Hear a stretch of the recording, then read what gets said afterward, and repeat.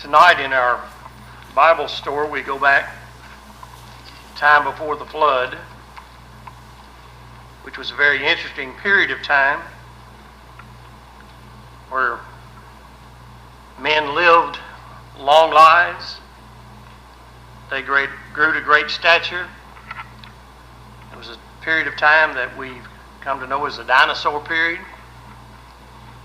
Many interesting things during this period of time, and many things we don't know very much about because the Bible doesn't give us a lot of the details. But it does tell us that during this time that wickedness covered the earth along with violence. People were violent, mean to each other, and God was sorry that He had made man. Comparing the time right before the flood, when you go back and look at what God said in the Garden of Eden after He had created everything at the end of the sixth day, He said not only was it good, but it was very good.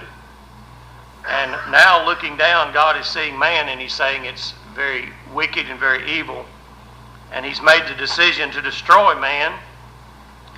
But one man found grace in the eyes of God, and the man's name was Noah.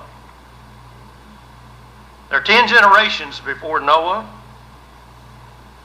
Most of them, as far as we know, were probably placed in the category of being those that were wicked. There were some that were not. Seth was not considered, the son of Adam and Eve was not considered to be one of the wicked. Enos was not considered because people began to call upon the Lord when he came into the world. And one of Noah's ancestors by the name of Enoch was a very righteous man, in that he did not see death, but God took him. The Bible says he was translated because he was righteous and he walked with God. The Bible tells us that Noah was a very righteous man. He was a very upright man. That meaning that he did things that was right. He sought out things that were right in his life, and he stood out in his day and time and was recognized for being such a man. Noah's father was Lamech. Lamech is only mentioned 7 times in the Bible. And every time that he is mentioned in the Bible, it is in connection with family heritage, that is, his genealogy. Lamech died 5 years before the flood. 5 years before the waters came upon the earth and destroyed all that had the breath of life. Lamech left this world. His father was Methuselah. Methuselah, like Lamech, is only mentioned 7 times in the Bible.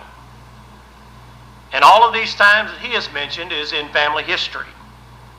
That is, in going back and dealing with the family lineage there. But the interesting thing about Methuselah, and most people know Methuselah, but they know that Methuselah lived to be the oldest man that's ever lived on the earth. 969 years. But another interesting fact about Methuselah that a lot of people do not realize, that Methuselah died the year of the flood. The Bible doesn't give us any details. It doesn't tell us if he died in the flood or if he died before the flood started. But if you look at the count up and look at the ages that are given in the Bible, you'll find that Methuselah died the year of the flood. Nor does it tell us about the character of Methuselah, what kind of person he was. What kind of person was his son, Lamech? The Bible doesn't say. It doesn't give us any details. But it does tell us about Methuselah's grandson, Noah, and it tells us that he was a righteous man, a man that walked with God. Methuselah's father was Enoch. Enoch left this world 69 years. 69 years before the flood. Not before the flood, before Noah was born. Noah didn't know Enoch. So the question is, where did Noah get his righteousness? When God looked down and He saw the wickedness upon the earth, the Bible says He looked and He saw one man, Noah, that found grace in the eyes of the Lord. His father was still living. His grandfather Methuselah was still living. So reasoning out, maybe it's possible that Methuselah and Lamech were not righteous men. That they would be characterized in the category of those that were wicked. We don't know. We have no way of knowing. But Noah was righteous. Another question that comes to mind as we look at the life of Noah and those that lived during this particular time, the Bible tells us that God told Noah to build an ark. Because in 120 years, God says, the life of man is ended on this earth. He said, I'm going to destroy man. Now some have concluded because God said, I'm going to give man just another 120 years. And at the end of that 120 years, I'm going to destroy the earth. Many have concluded that Noah preached for 120 years. We don't know that. The Bible doesn't say how long he preached. But it does say that he preached. Nor does the Bible tell us how long it took Noah to build the ark. Or at what time in Noah's life that God appeared to Noah and said, I want you to build an ark. It could have been right at the beginning of that 120 years that God said, I want you to build the ark. It could have been prior to that 120 years that Noah was told to build the ark. We don't know these things, but man comes to the conclusion based on just a few things from the book of Genesis that Moses wrote about. The fact that God said, Noah, you're going to build an ark. This is going to be the salvation of mankind. When Noah was given the instructions to build the ark, he was not given the freedom to do as he chose. He was given specific instructions on how to build the ark. God said to Noah, I want you to build the ark, and I want it to be 300 cubits long. And I want it to be 50 cubits wide. And I want it to be 30 cubits high. I want it to have 3 stories. I want it to have rooms in the ark. I want it to have a window and a door. Many over the years have debated whether or not a vessel of these dimensions could actually float.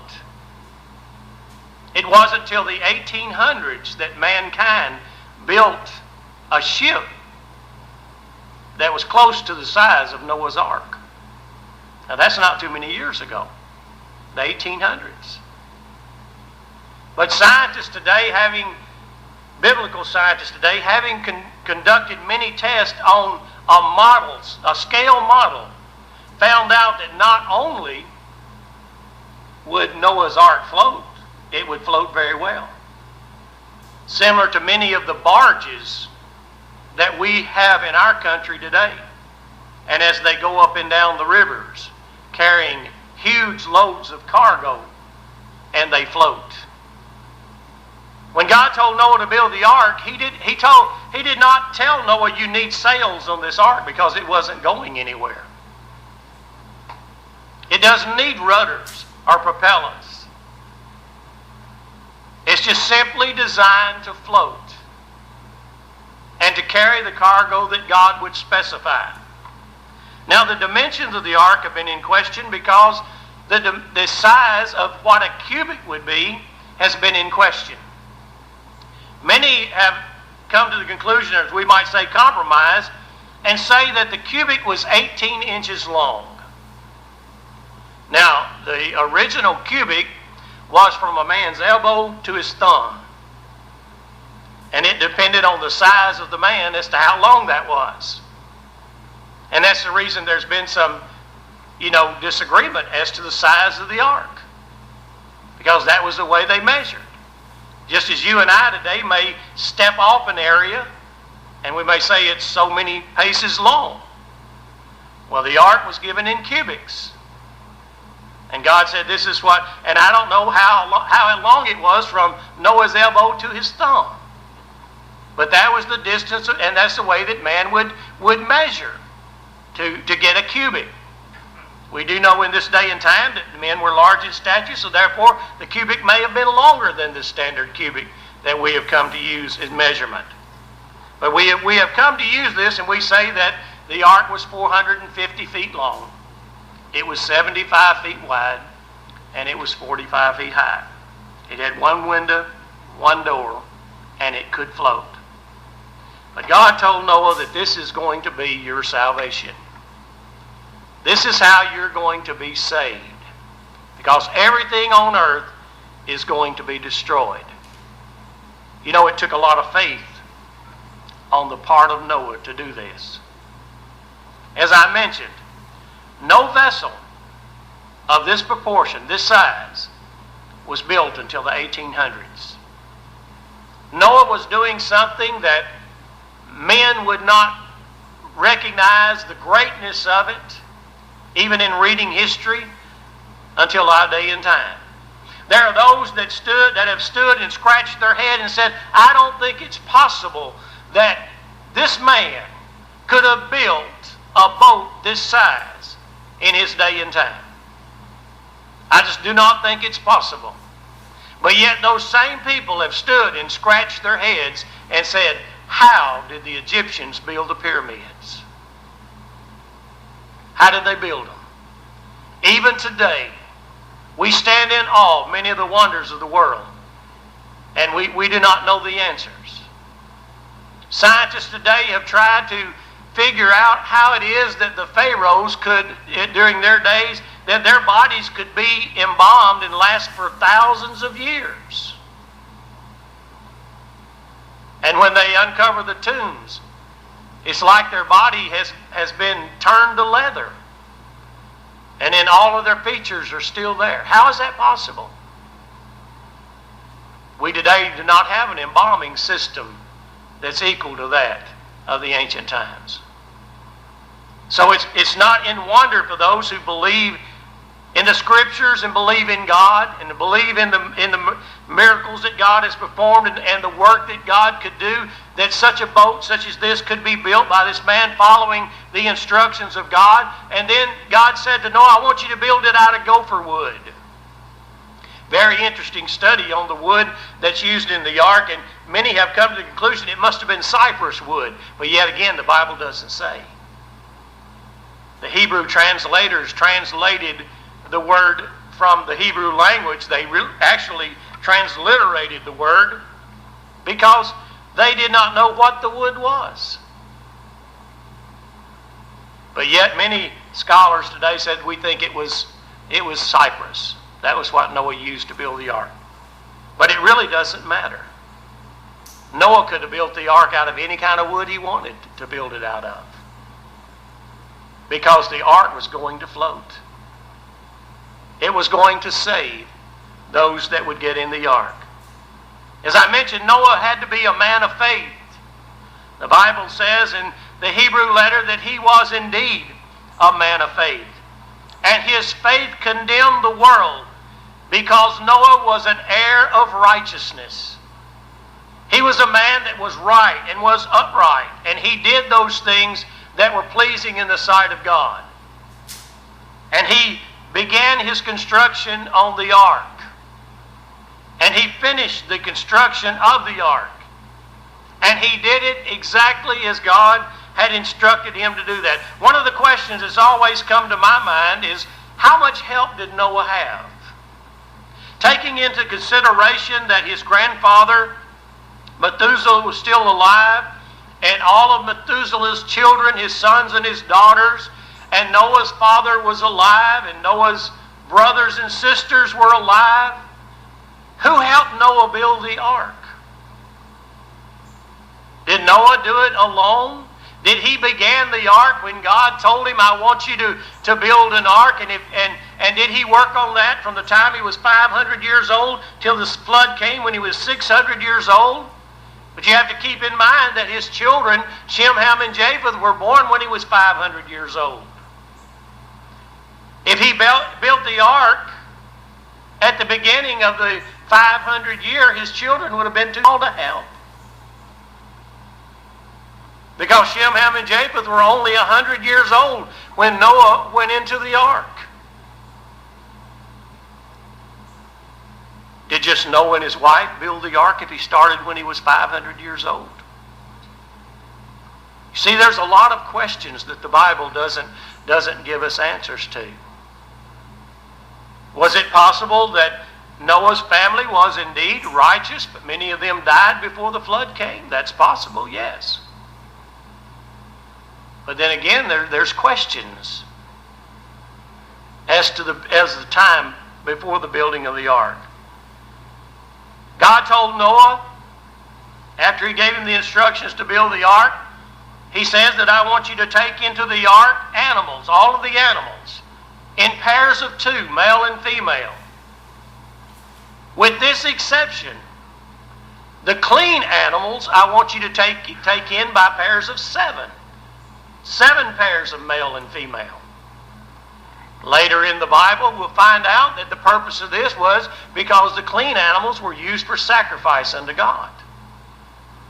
And the unclean animals were allowed to multiply in the earth and to replenish the earth of the animals that would be destroyed when the flood would come up on the earth.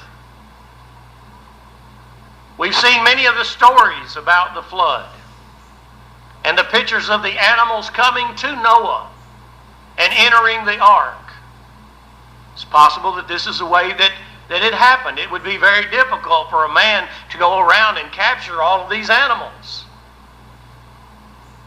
We believe that the hand of God was in that and brought the animals to Noah, and Noah put them on the ark. But a very interesting fact that the Bible says that after the animals and after Noah and his 3 sons and Noah's wife and his 3 sons' wives entered the ark, Noah didn't shut the door. God did. God shut the door.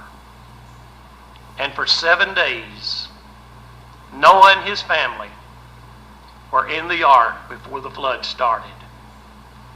Now, in my mind, I've often wondered about that. 7 days. Outside of the ark, God had shut the door. The people outside probably, at the first couple of days, were probably laughing at Noah. They probably have been making fun of him all along. They were probably laughing because there was Noah and his wife and his sons and their wives and all of those animals, and they were in this big contraption that no one had even seen anything like it, and it was sitting there on dry land, and there was no rain falling from the sky for 7 days. And then the Bible says that the rain began to fall. The fountains of the deep were opened, and the flood began. You know, people do not realize today that there comes a time when things are final. There comes a time when there's an end. People that live on this earth today are much like people that lived in the time before the flood. They do not know that there's a time that things will be final. Things will come to an end. There are many people today, when they talk about the return of Christ to this earth, many folks say, well, you know, we're living in the last days. And you know, that is true. We've been living in the last days ever since Jesus ascended back to the Father. These are the last days. There will not be a new covenant. There will not be another ark. There will not be another church. There will not be anything from God that's going to come to man. This is it. But we don't know when that day is going to happen. When Jesus was asked about that, he said, only the Father knows. Only the Father knows that day. You see, Noah was told to build the ark, to get it ready. And when he went in, God shut the door. But you know, I can tell you this, we may not know the day when Jesus will return, but we may not also know the day that our door is shut. You and I are given no guarantees of anything past right now. You see, doors are closed every day in this world for many people. They're just like those people before the flood. They're marrying, they're giving in marriage, they're raising their families, they're going to work, they're doing things, they're enjoying their lives. And then the rain began to fall. If you're here tonight as a child of God, maybe you've strayed away from God. Someday, the rain may begin to fall in your life. You just don't know. It may be that time.